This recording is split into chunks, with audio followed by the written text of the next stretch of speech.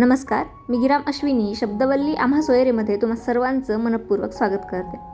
तर मंडळी, आजची आपली जी कविता आहे ती आपल्याच कुटुंबातील एक शब्दवल्लीचा सबस्क्रायबर आहे मल्लीनाथ बिराजदार। तर त्याने लिहिलेली ही कविता आहे, त्याची स्वलिखित, आणि त्याची अशी इच्छा आहे की त्याची ही कविता मी आपल्या या चॅनलवरून सादर करावी। तर या कवितेबद्दल मला कळालेलं असं थोडक्यात सांगायचं म्हणजे आपण सहसा म्हटलं जातं की काय नाही नाही म्हणतोस किंवा काय तुझा नाहीचा पाढा असतो सारखंच। तर या नाही या एका शब्दावरून, किंवा नाही हा एक शब्दच नाही तर ही एक भावना आहे किंवा म्हणू शकतो आपण। तर या नाही या गोष्टीवरच मल्लीनाथने खूप छान कविता लिहिली आहे, तर ती सादर करते। नाही नाही म्हणजे नाही, असंच काही बाही, खरंच समजत नाही त्याचा अर्थ काही। नाही म्हणजे नाही। लोकांना सवय लागली आहे कुचाटा काढायची, मात्र आपण त्यांचं मनावर घ्यायचं नाही।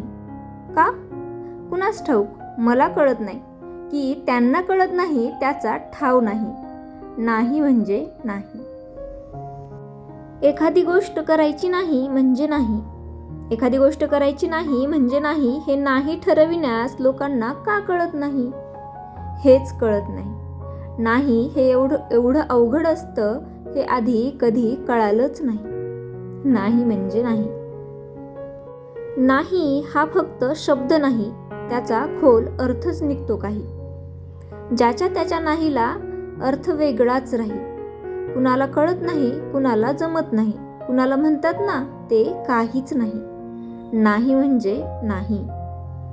मात्र एवढं मात्र खरं आहे की या नाहीमध्ये काहीतरी आहे। मात्र एवढं मात्र खरं आहे की या नाहीमध्ये काहीतरी आहे जे एकतर सगळ्यांना कळत नाही व ते सगळ्यांना कळण्यासारखं एवढं सोपंही नाही।